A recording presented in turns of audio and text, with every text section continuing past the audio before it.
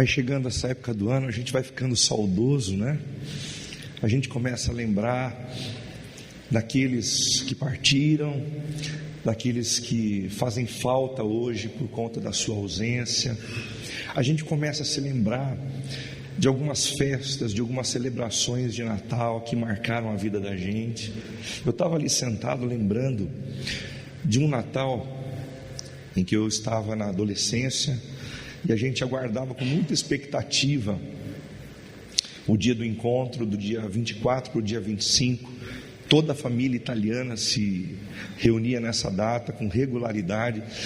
E eu estava numa crise de adolescência, porque a gente estava passando por uma fase financeira muito difícil e eu não tinha uma calça jeans para usar. E eu lembro que eu passei os 10 dias anteriores ao Natal orando para o Jesus do Natal, dizendo assim: quebra essa para mim, por favor. De algum jeito, de alguma forma, aproxima alguém que me dê uma calça, que me presenteie nesse Natal, porque eu vou ficar muito constrangido perto dos meus primos, usando uma bermuda, todo mundo bem arrumado e eu me vestindo de qualquer jeito. E os dias foram passando e eu levantava com a expectativa de encontrar com um parente, de encontrar com um amigo, de receber alguma coisa, e nada aconteceu até o dia 24. E no dia 24 eu me arrumei com muita tristeza, colocando aquela bermudinha surrada, velha, e fui para o encontro familiar na casa das minhas tias. Quando os meus primos de São Paulo vieram, eles chegaram com alguns presentes de Natal, e um deles trazia na mão uma mochila, e ele chamou o meu irmão, a mim, e disse assim: olha, aqui tem algumas roupas nossas que a gente não está usando mais, e a gente quer deixar isso com vocês, tudo bem? O meu irmão pegou rapidão, porque ele também tinha os seus interesses, ele também estava fazendo as suas orações, né? E eu parei para ver ele tirando aquelas roupas daquela sacola, e ele tentando experimentar o que servia para ele e o que não servia. E eu lembro que num determinado momento ele falou assim: olha, Renato, tem uma calça jeans, eu acho que ela é do seu tamanho. E ele jogou a calça jeans para mim, eu peguei a calça jeans, coloquei aquela calça e ela me vestiu perfeitamente. Aquela noite foi muito especial para mim, uma noite de Natal onde eu tive a plena convicção de que Deus estava cuidando da minha vida nos mínimos detalhes. Como eu chorei naquele Natal por ter recebido, não do Papai Noel, mas do Papai do Céu, um cuidado tão intenso, um amor tão grandioso. Mas o Natal é muito mais do que isso, né? O Natal é muito mais do que as pessoas que passaram pela nossa vida, é muito mais do que as celebrações que a gente guarda na memória. O Natal tem a ver com Jesus. O Natal tem a ver com o movimento mais extraordinário que já existiu na história da humanidade. Deus se fez carne e habitou entre nós, cheio de graça e de verdade. Isso, sem dúvida alguma, é muito mais do que qualquer um de nós poderia imaginar. Nesta série a gente tem conversado sobre alguns títulos, alguns termos, alguns nomes que são atribuídos a Jesus, porque através desses títulos nós ganhamos consciência da grandiosidade de Jesus e do valor que Ele tem para a vida de cada um de nós. Semana passada a gente conversou sobre o termo Messias prometido, bastante recorrente nessa época de final de ano. Esse termo Messias significa literalmente ungido. Jesus é aquele que recebeu simbolicamente o óleo sobre a sua cabeça. Ele é aquele que recebeu a aprovação divina. Ele é aquele cujos céus se rasgaram diante dele para declarar: este é o meu Filho amado, em quem eu tenho todo prazer. E esse ungido refere-se a alguém que tem uma missão toda especial, distinta de todas as outras missões do mundo. Todos os profetas, todos os sacerdotes e todos os reis que foram ungidos na história do povo de Deus, eles tinham uma missão especial, mas a missão especial deles não era um fim neles mesmos. Eles apontavam com o seu ofício de profeta, sacerdote e rei para um ofício maior que seria desempenhado pelo Messias prometido, pelo Deus que entraria na história para realizar o maior de todos os milagres. A esperança messiânica nos dias de Jesus era tão forte, era tão latente, que quando alguns pescadores viram Jesus passando pelo mar da Galileia, eles exclamaram em alto e bom tom: nós o achamos, nós achamos o Messias, aquele que nós aguardávamos para trazer redenção para a nossa vida, aquele que veio para nos preencher, para nos trazer harmonia de novo, para nos reconectar com o Pai. Ele está aqui, nós o encontramos, Ele é o Cristo. Mas a condição messiânica de Jesus não foi apenas atribuída a Ele. O próprio Jesus reconheceu a sua messianidade diante de uma mulher que buscava água à beira de um poço. Ela estava muito sedenta e Jesus disse: se você beber dessa água, mulher, você continuará tendo muita sede, mas se você beber da água que eu lhe der, tudo será diferente. Tudo será diferente e você nunca mais terá sede. Aquela mulher diz: eu entendo um pouquinho de religião, já vi alguns vídeos na internet a respeito do assunto, eu sei que os judeus esperam o Messias prometido, e quando ele chegar, ele restaurará todas as coisas. Ele interpela aquela mulher dizendo: mulher, eu sou o Messias, eu que estou falando com você. E isso é extraordinário. Deus percorreu a maior de todas as distâncias, a distância entre um Deus santo e um homem pecador, para nos alcançar, para cuidar da nossa vida e resolver o maior problema que nós temos, o distanciamento dele mesmo. Hoje a gente vai conversar sobre um segundo título atribuído a Jesus, que nos ajuda a entender a grandiosidade dele, o tamanho dele e o valor que ele tem para a vida da gente. O termo é Emanuel. O título Emanuel é composto por dois termos. O primeiro é o termo El, que significa literalmente Deus. El é a palavra mais utilizada para Deus no Antigo Testamento. A segunda palavra é a palavra Imanu, que significa literalmente conosco. Esse título, Deus conosco, foi atribuído a Jesus, lançando sobre Jesus pistas sobre uma identidade até então desconhecida na face de toda a terra. O título Emanuel aparece apenas uma vez no Antigo Testamento, e isso acontece no livro do profeta Isaías, no capítulo 7, versículo 14. E esse texto está estritamente relacionado ao nascimento de Jesus. Eu vou ler esse texto para você. Ele diz assim: portanto, o mesmo Senhor vos dará um sinal. Eis que a virgem conceberá e dará à luz um filho, e chamará o seu nome Emanuel. Algumas pessoas olham para essa profecia dizendo assim: absurdo demais, desculpa, não dá para a gente entender. Em pleno século 21, como acreditar que uma virgem pode dar à luz a um filho? Quem pensa dessa forma foi incapaz de perceber o maior milagre contido nesse versículo, o maior milagre contido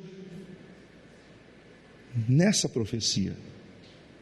E esse milagre é o milagre da entrada do próprio Deus na face da terra. O maior milagre não é o nascimento de Jesus através de uma virgem, é o nascimento do Deus eterno na figura humana para caminhar ao nosso lado.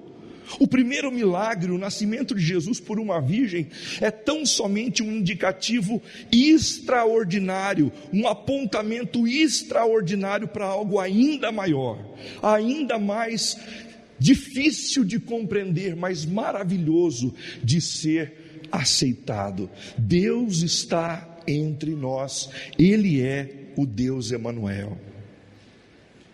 No Novo Testamento, o título Emanuel aparece apenas uma vez. Isso acontece em Mateus capítulo 1, versículo 23, quando o anjo se aproxima de José e diz: José, não tema o que está acontecendo, não se separe da sua mulher, não se incomode com o burburinho daqueles que andam dizendo que a sua mulher fez o que não deveria fazer e que o filho não é seu.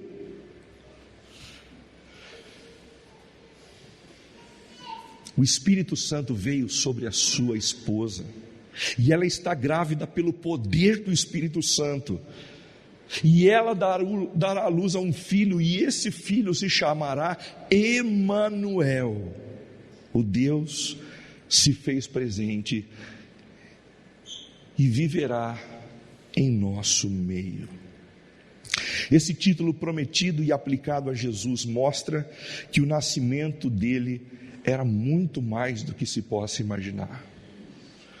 Muitas pessoas cruzaram com aquele bebê ao longo da sua vida. Muitos brincaram com ele. Muitos fizeram gracinha com ele. Muitos o elogiaram. Muitos riram das suas quedas. Muitos viram nele o que todo mundo viu. Mas nem todos viram aquilo que deveriam enxergar. O Deus que se moveu na nossa direção para resolver o maior de todos os problemas que a gente tinha: o distanciamento daquele que nos fez. Mateus 1, de 18 a 24, é o texto da narrativa do nascimento de Jesus, que compreende o verso 23 que nós acabamos de ler. O texto diz assim: foi assim que nasceu Jesus Cristo. Maria, sua mãe, estava prometida para se casar com José antes do casamento. Porém, ela engravidou pelo poder do Espírito Santo. José, seu noivo, era um homem justo e resolveu romper a união em segredo, pois não queria envergonhá-la com uma separação pública.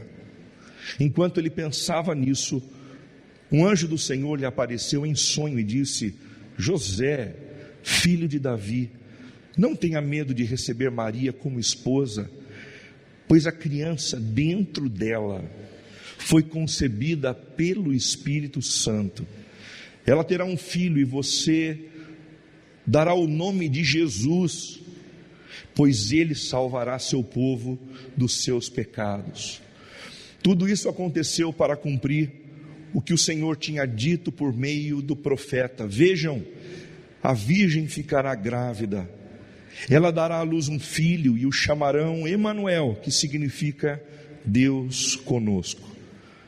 Quando José acordou, fez o que o anjo do Senhor lhe havia ordenado e recebeu Maria como esposa. No entanto, não teve relações com ela até o menino nascer, e ele lhe deu o nome de Jesus. O termo Emanuel, contido nesse texto e atribuído a Jesus, nos ensina coisas preciosas sobre a identidade daquele bebê. E eu não tenho pretensão alguma de contar para vocês hoje o que talvez alguns aqui já saibam. O meu desejo é tão somente o de recordar o que a gente nunca deveria ter esquecido.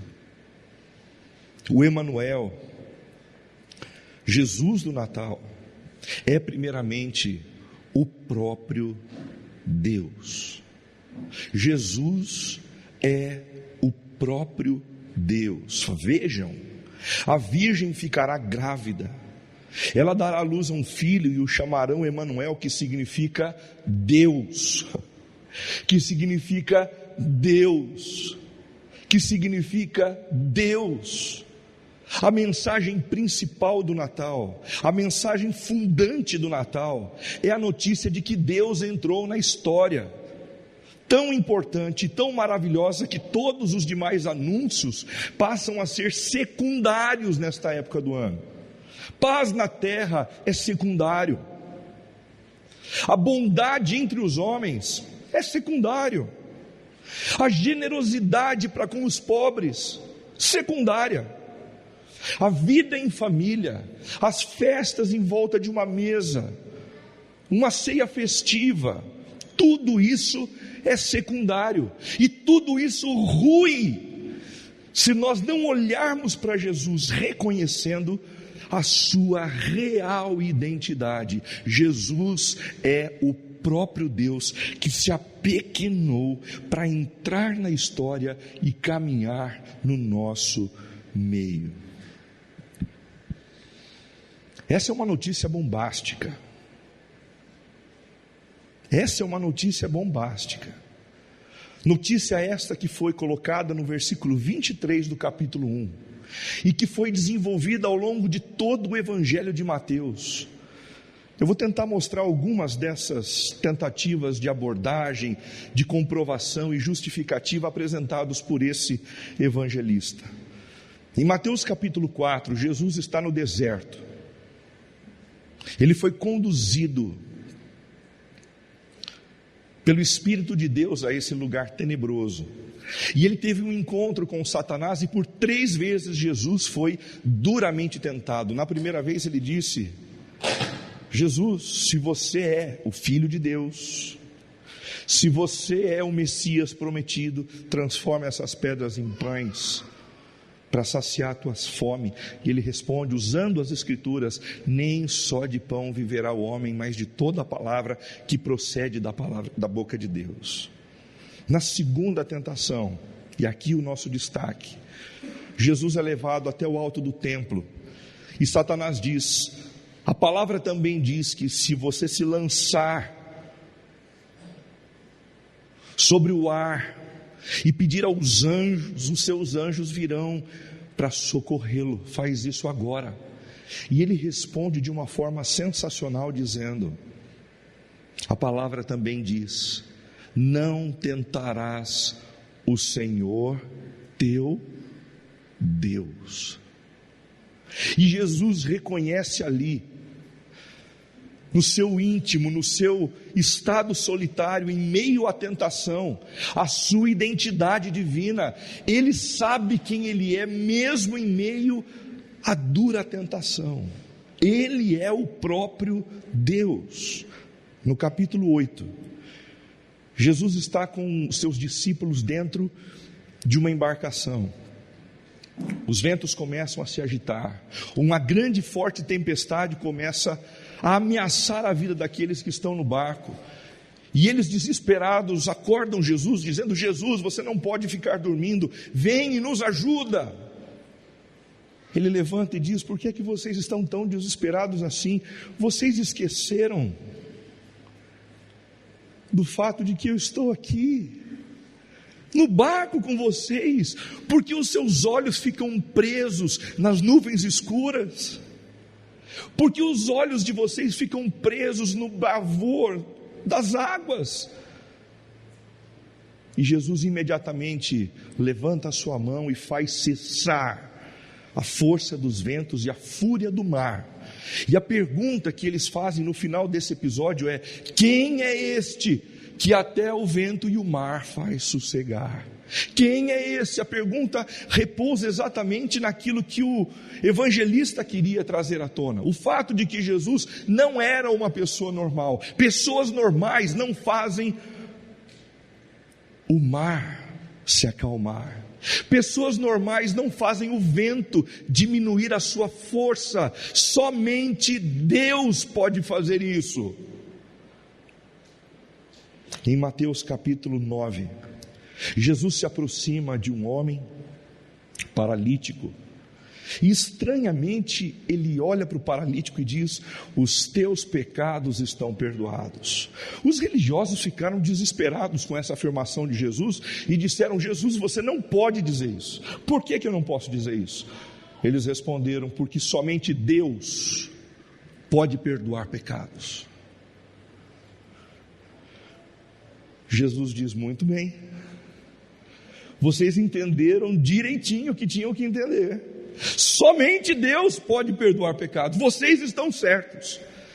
E para provar que eu tenho condições de perdoar pecados, paralítico, levanta-te e anda. E imediatamente aquele homem se colocou de pé. O maior milagre daquela tarde não foi a cura de um paralítico, mas foi o anúncio inequívoco de Jesus àqueles líderes, de que o maior milagre da história havia acontecido.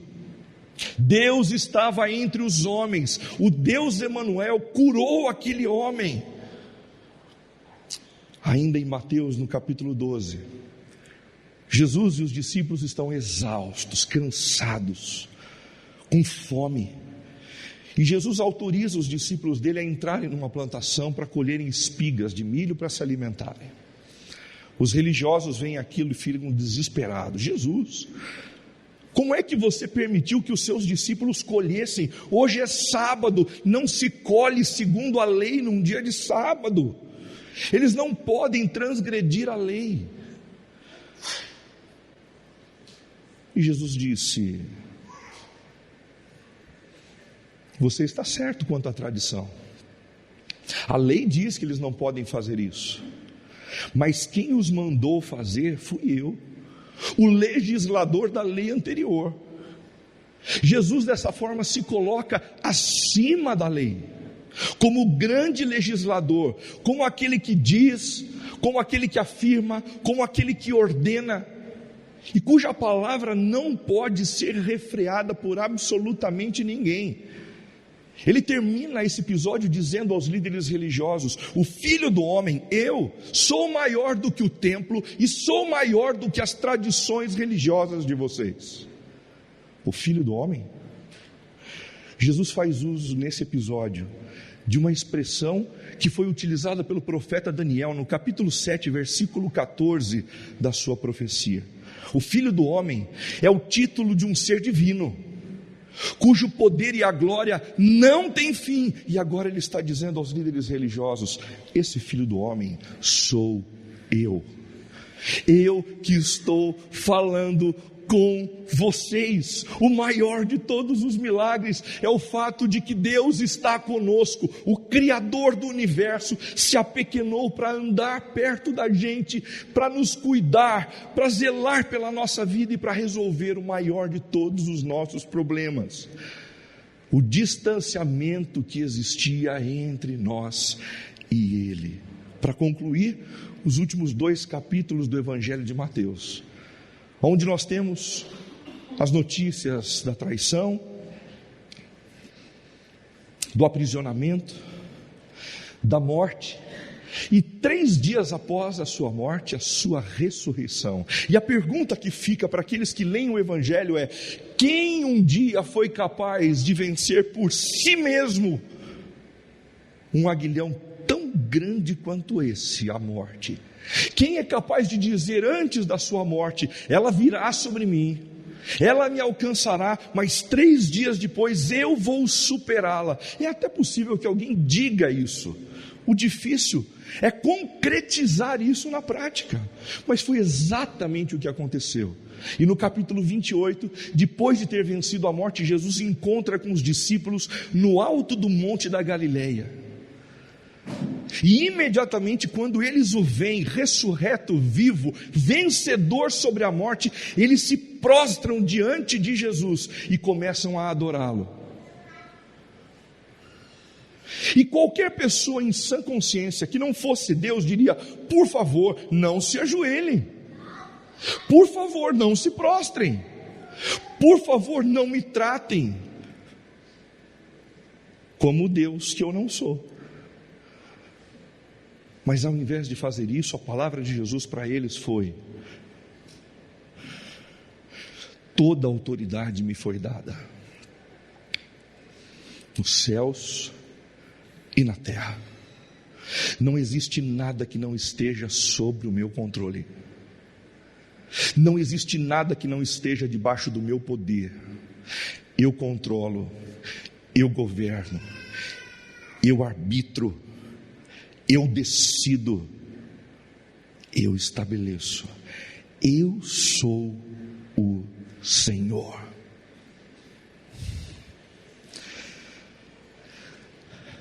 Não foi apenas o evangelista Mateus que desenvolveu exaustivamente o tema do Deus Emanuel, do Senhor Criador do Universo que entrou na história. Os outros evangelistas também o fizeram.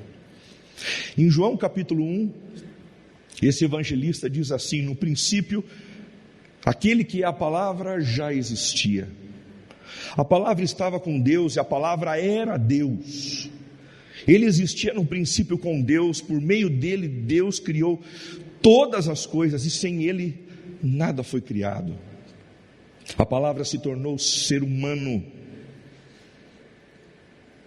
carne e osso, e habitou entre nós. Ele era cheio de graça e de verdade, e vimos a sua glória, a glória do Filho único do Pai. Não apenas mais um filho, mas o Filho único, que trazia com exclusividade a essência divina dentro de si. Essa expressão, a palavra tornou-se ser humano, carne e osso, é a expressão máxima para o nascimento de Jesus, para o Natal que a gente está celebrando por aqui. E essa expressão do Natal é acompanhada de algumas descrições a respeito da sua identidade. O texto diz que ele é a palavra que já existia. O nosso Jesus não nasceu simplesmente. O nosso Jesus veio de uma existência eterna, apenas cruzando a eternidade para tangenciar a história e caminhar com a gente. Ele é o próprio Deus, diz João, e todas as coisas foram criadas por intermédio dele. Todas as coisas. Pensa na paisagem mais linda e maravilhosa que você já conseguiu vislumbrar na sua vida. Foi o Senhor Jesus quem fez. Foi mediante o poder dele. Pensa na criança mais maravilhosa e incrível que os seus olhos já conseguiram encontrar. Criada pelo Senhor. Criada pelo poder de Jesus. De Jesus. E mais do que isso, o texto diz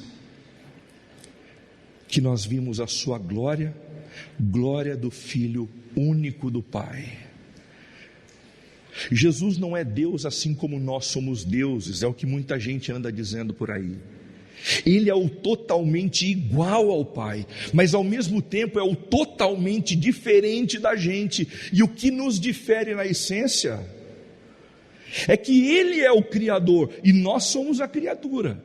É que Ele é perfeito, santo e justo e nós somos imperfeitos, falhos e muitas vezes omissos. Ele é o Salvador, Ele é aquele que tem poder para salvar, e nós, os carentes, os necessitados, aqueles que precisamos da sua intervenção. Colossenses 1, de 15 a 16, é um hino cantado durante muito tempo pela igreja primitiva.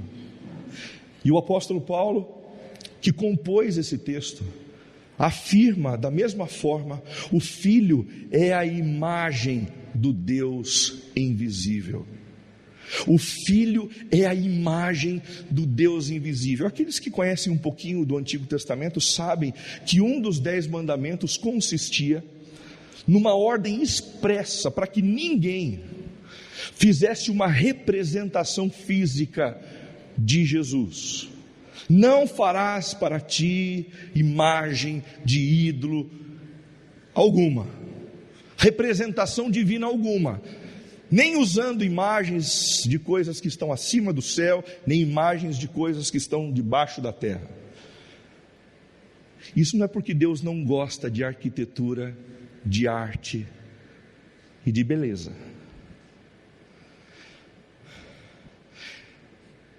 mas porque essa representação, quem faria era Ele mesmo. Quem vai fazer a representação do Senhor que entrou na história não são vocês, sou eu. E Ele o fez na pessoa de Jesus, de tal forma que se nós queremos conhecer a Deus, nós temos que olhar para Jesus, de tal forma que se nós queremos conhecer as intenções de Deus para a nossa vida, nós temos que olhar para Jesus, de tal forma que se nós queremos viver eternamente ao lado do Senhor, nós temos que estar alinhados com a pessoa de Jesus. Ele é o centro da história, Ele é o Criador que colocou os pés na terra, Ele é o totalmente igual ao Pai, e Ele é o totalmente diferente de mim e de você, mas ainda assim, Ele decidiu nos amar e colocou os pés sobre a terra para caminhar ao nosso lado. Ele é o supremo de toda a criação, por meio dele todas as coisas foram criadas, e tudo foi criado por meio dele e para ele. Se Jesus é Deus, gente, para pensar um pouquinho comigo nessa noite. Se Jesus é Deus, isto explica o exclusivismo irritante do anúncio cristão, de que não há outro caminho para chegar até Ele. Você já deve ter ouvido muita gente dizer assim: a minha dificuldade com o cristianismo é que eles são assim muito exclusivistas. É verdade, é verdade, nós somos exclusivistas. Nós respeitamos quem pensa diferente, nós respeitamos quem tem uma outra maneira de entender a história e a identidade do próprio Jesus, nós respeitamos. Mas nós temos uma maneira de encarar aquele que colocou os pés sobre a terra. E se Jesus é o próprio Deus encarnado, não há possibilidade alguma de encontrar Deus à parte de Jesus. A parte daquele que deitou-se numa manjedoura naquela noite em Belém. Não há possibilidade alguma de chegar até Ele. Renato, mas isso é uma mentalidade muito tacanha, muito fechada. Pense comigo. Se você procurasse 5 médicos diferentes,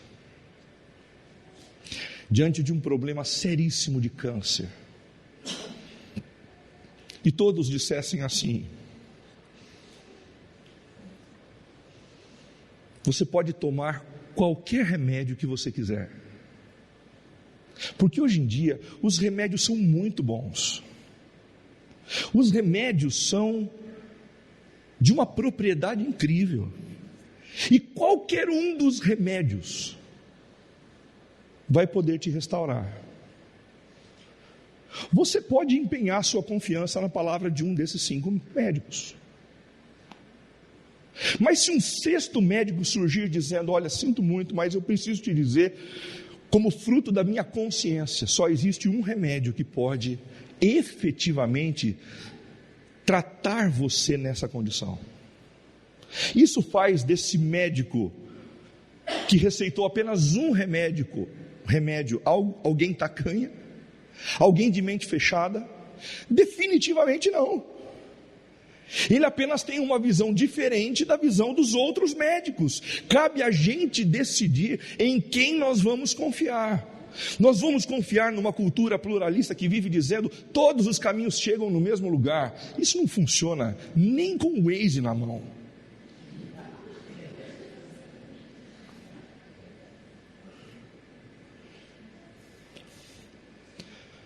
Por meio de Jesus, e somente através de Jesus. se Jesus é Deus. Isso explica o radicalismo incômodo contido no convite ao discipulado que envolve submissão ao senhorio de Jesus. Porque o convite desse Jesus que é Deus é assim: se alguém quiser vir após mim,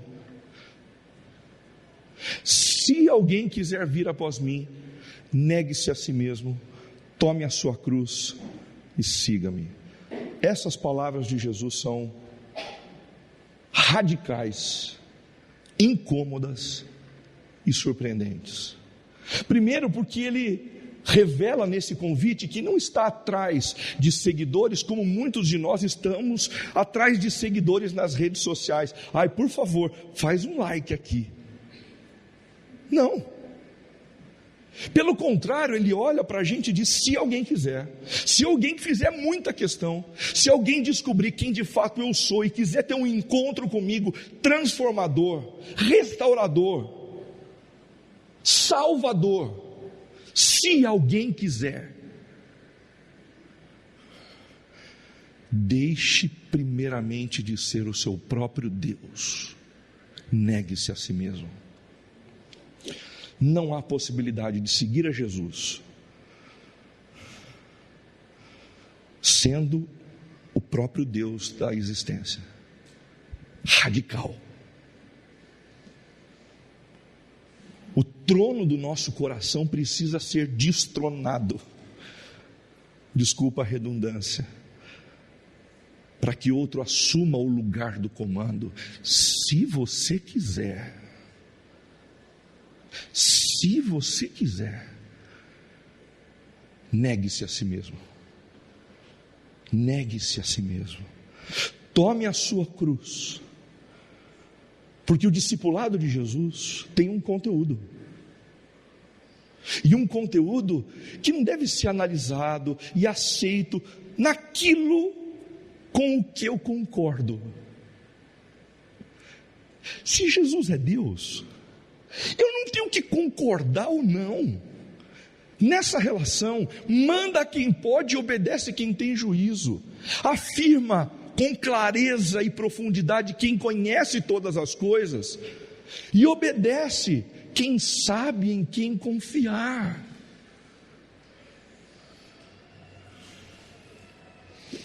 Se Jesus também é Deus, isto explica a condenação indigesta prometida àqueles que rejeitaram ao perdão oferecido por Ele na cruz.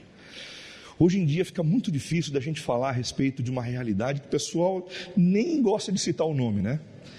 Inferno. Desculpa, falei. É difícil demais. As pessoas na TV dizem assim: ai, não gosto de falar do nome do chifrudo, né?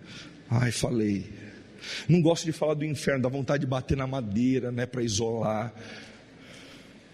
Pois a Bíblia não tem dificuldade nenhuma de dizer. Então, se a Bíblia não tem dificuldade nenhuma de afirmar, eu também não tenho aqui. E o que a Bíblia diz é que aqueles que não convergirem em vida, na maior de todas as oportunidades dada por Deus aos homens, o envio do próprio Cristo, essas pessoas continuarão vivendo o restante da eternidade num contínuo afastamento de toda a fonte, de todo amor, de toda a graça, de toda a bondade, e só existe um nome para isso: inferno. Inferno. Jesus é o Deus Emanuel, Ele é Deus. A segunda boa notícia que o termo Emanuel nos traz é a de que Jesus é o Deus conosco. E essa é a parte mais doce da história. Essa é a parte mais encantadora da história, porque Deus não apenas é grandioso, mas é o grandioso que se apequenou para ficar perto da gente.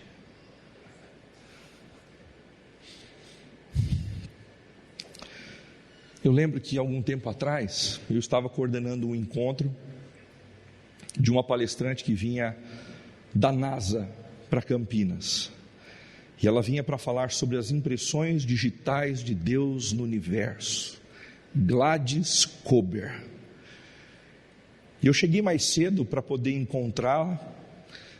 E antes de ver qualquer pessoa chegar, eu peguei o currículo dela e comecei a ler na porta de entrada do auditório. E eu comecei a ler o currículo dessa mulher, e gente, formada, graduada, mestrada, doutorada, pós-doc, pós-doc galáctica, hipergaláctica, mega galáctica, um currículo enorme, enorme. E enquanto eu li o currículo dessa mulher, uma moça passou do meu lado, disse boa noite. Eu olhei para ela e falei assim, boa noite. Uma moça baixinha, cheia de mala, cheia de coisas debaixo do braço. E ela subiu e eu continuei lendo ali o currículo da preletora. Depois de alguns minutos falei, puxa vida, essa preletora está demorando para chegar. A ficha caiu e eu pensei assim, será que é a baixinha que subiu? Eu subi para o auditório. Quando eu entrei no auditório, eu percebi que ela estava no palco arrumando alguns mapas e disse assim, Gladys, é você? Ela disse, sim. Falei, puxa vida, me perdoe, Gladys, eu estava esperando por você lá embaixo, mas eu estava lendo o seu currículo, e é um currículo tão grande, tão extenso, que eu estava esperando uma mulher assim de uns 2,20 metros de altura, né, quadrada, com uma musculatura enorme, com um óculos grande, de gente bem nerd, inteligente, e você não tem nada a ver com o que eu estava imaginando. Ela deu risada e disse, nossa, isso eu já ouvi algumas vezes. Eu sentei e comecei a bater um papo com ela, e descobri na Gladys Kober uma pessoa sensacional. Eu só descobri a ternura, a bondade e a humildade dela quando eu me relacionei com ela. Antes de conhecê-la em relacionamento, eu só tinha uma visão da grandeza dela. O mesmo acontece com algumas pessoas que falam a respeito do Silvio Santos. Quem trabalha no mundo da TV costuma dizer em alto e bom tom, né? Puxa, o cara é sensacional, ele é grande demais, ele fez coisas demais. E tem gente que quando se aproxima do Silvio Santos diz assim, eu travei, não consigo abrir a boca, não é verdade, Cookie? Tem gente que trava, não consegue abrir a boca, porque a visão que essas pessoas têm é a visão do currículo, é a visão da grandeza, é a visão do lado imarcessível desse ser humano. Mas ao longo dessa semana, uma das filhas do Silvio Santos fez um relato muito interessante na data do aniversário do pai. Ela disse assim, o meu pai é a pessoa mais amorosa que eu já conheci. Sempre que os netos nascem, ele é o primeiro a chegar no hospital e é o último a sair.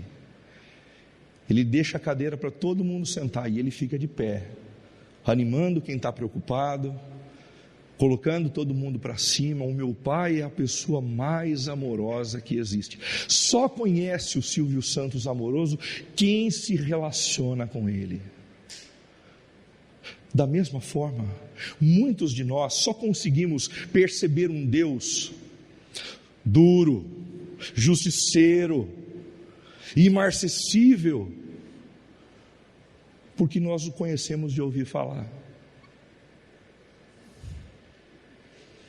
Mas quando nós nos aproximamos dele e começamos a nos relacionar com ele, tudo é percebido de uma forma diferente. No Antigo Testamento, Deus é apresentado como alguém imarcessível, grande, poderoso. Em muitos momentos isso nos é dado. Para Jó, ele apareceu num redemoinho, uma espécie de tornado ou furacão, e não há nada tranquilo nisso, não é verdade? Para Abraão, ele aparece como num forno fumegante, em movimento no ar, emanando um calor insuportável. Não dá para chegar perto desse Deus. Para Moisés e para o povo de Deus, ele apareceu numa coluna de fogo, a fim de guiá-lo no deserto. Nada chamativo do ponto de vista da afetividade, né? E para Salomão e os sacerdotes do templo que foi erigido, idealizado por Davi, ele aparece numa nuvem aterrorizante sobre o templo, e quando as pessoas olham para aquela nuvem, o texto bíblico diz que eles caem por terra, de medo, de temor do Deus que estava sobre eles. A visão do Antigo Testamento é uma visão de medo, de terror.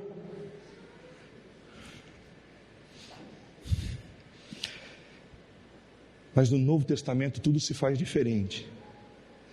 E se faz diferente no primeiro Natal. Porque ao colocar os pés sobre a terra, Jesus se identifica com um bebê. Ele se apresenta como um ser humano frágil, como um ser humano que nos convida. É praticamente impossível você ver uma criança bela, bonita, fazendo um resmunguinho como esse, sem pensar assim, que vontade de me aproximar desse bebê. É um convite. Jesus se aproximou assim para mostrar o quão acessível ele estava de todos aqueles que reconhecem precisar da sua ajuda. O nosso Deus não é apenas grande, Ele é amoroso. Ele não é apenas todo consciente de toda a verdade, Ele é amigo. E enquanto a gente não conhecê-lo na experiência, na intimidade, na leitura da palavra, na oração, nós continuaremos muito distantes do ideal proposto no Natal, o conhecimento de um Deus tremendamente amoroso e acessível àqueles que precisam da sua ajuda. Ele nasceu assim como uma criança, para mostrar o quão amoroso Ele era para todos aqueles que se aproximam intimamente dEle. Eu concluo essa reflexão de hoje com vocês fazendo a seguinte pergunta: qual a imagem que você tem de Deus? Quando você pensa em Deus, qual é a primeira coisa que você enxerga? Na sua mente, no seu coração. A imagem de um brutamontes, armado, que fica atrás da porta esperando um deslize para nos castigar. Essa é a imagem que foi semeada no seu coração. Ou então é a imagem de um pai permissivo, que topa tudo, que não tem nenhum tipo de lei, de orientação e de norma. Se nos deixarmos curar neste Natal, o perceberemos como o Emanuel. Ele é forte e poderoso e precisa ser respeitado como Deus. E ao mesmo tempo, Ele é como um bebê, que se apequena, se fragiliza, para que a gente possa se relacionar com Ele, a fim de descobrirmos o quão amoroso, doce e terno Ele é. Vai ser Feliz Natal para a gente em 2019, se a gente descobrir esse Jesus que é Deus e que é Deus conosco. Vai ser Feliz Natal para a gente se a gente descobrir esse Jesus que é Senhor, que é Deus sobre todas as coisas, mas que decidiu nos amar de uma forma que não pode ser copiada por absolutamente ninguém, pois Ele percorreu a maior de todas as distâncias para nos encontrar.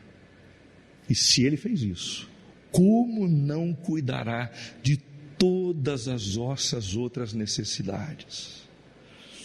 Vamos fechar os nossos olhos e vamos ter um tempo de oração com Jesus no Natal.